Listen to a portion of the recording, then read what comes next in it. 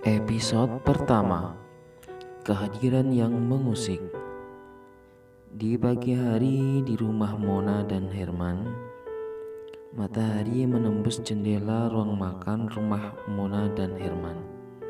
Suasana hangat, tapi ada keheningan yang sedikit ganjil. Mona duduk di meja makan, mengenakan blazer kerja berwarna krem, sibuk memeriksa jadwal di ponselnya. Ica, gadis muda yang baru 2 bulan bekerja di rumah itu, masuk dari dapur membawa sepiring roti panggang dan teh. Ia mengenakan seragam ART yang sederhana. "Bu, ini tehnya. Mau ditambah roti lagi?" kata Ica. "Gak usah, Ca. Udah cukup. Kamu memang cepet banget kalau alasan kerja," sambil tersenyum ramah kata Mona. "Makasih, Bu.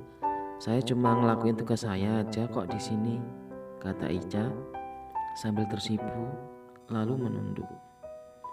Kemudian Herman masuk ke ruang makan dengan langkah pelan. Ia mengenakan kemeja kerja biru muda yang tergulung di lengan. Rambutnya sedikit berantakan, wajahnya terlihat lelah. Tapi ia tersenyum kecil saat melihat Ica. "Ca, kopi aku udah siap apa belum?" kata Herman. "Udah, Pak. Saya ambilin sekarang ya," kata Ica menoleh cepat, matanya berbinar. Kemudian Herman hanya mengangguk sambil duduk. Mata Mona sesekali melirik Herman, merasa ada sesuatu yang berbeda dengan suaminya akhir-akhir ini. "Mas, malam ini aku mungkin pulang agak malam. Ada meeting tambahan," kata Mona. Kemudian Herman menjawab, "Ya nggak apa-apa kalau gitu. Aku bisa makan sendiri kok," kata Herman sambil menyeruput kopi.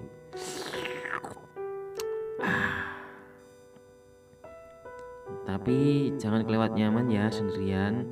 Siapa tahu ada yang curi perhatian loh," kata Mona sambil tersenyum dan bercanda.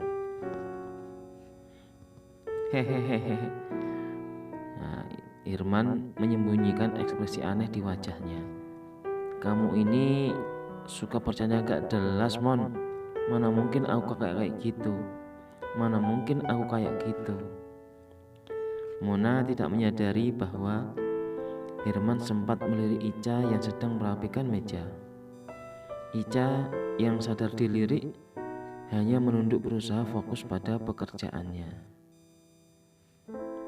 Kemudian pada sore hari Mona pergi kerja. Di depan pintu rumah Mona berpamitan kepada Herman. "Mas, aku pergi dulu ya. Jangan lupa makan malam nanti," kata Mona sambil tersenyum. "Iya, hati-hati di jalan ya. Jangan terlalu capek," kata Herman sambil menatap Mona dan juga mencoba terlihat serius. Lalu Mona berjalan menuju mobilnya. Plek, plek, plek, plek. Sementara Herman berdiri di depan pintu, memandang mobil istrinya menjauh. Setelah Mona pergi, Herman menghela napas panjang, seolah ada beban yang ia lepaskan. Akhirnya. Kemudian pada saat malam hari di dapur, Herman duduk di meja makan, memainkan ponselnya sambil menunggu makan malam. Ica datang membawa sepiring nasi goreng yang baru ia buat. "Pak, ini makan malamnya. Maaf kalau kurang enak ya, Pak," kata Ica. "Nggak apa-apa. Saya yakin masakan kamu pasti enak, Ca," sambil tersenyum kecil plus menatap Ica. Lalu Ica duduk di kursi dekat meja, menunduk sambil memainkan jemarinya. Herman memperhatikan gadis itu dengan mata yang sedikit berbeda. Ada sebuah campuran rasa penasaran dan ketertarikan yang ia sendiri tak sepenuhnya pahami. "Ca, kamu udah lama kerja di sini kan? Gimana? Betah apa enggak?" kata Herman. "Betah, Pak. Bapak dan Ibu orangnya baik banget sama Ica," jawab Ica sambil tersenyum malu-malu. "Kamu jangan ragu, bilang kalau ada apa-apa ya. Aku nggak mau kamu nggak nyaman di rumah ini," sahut Herman.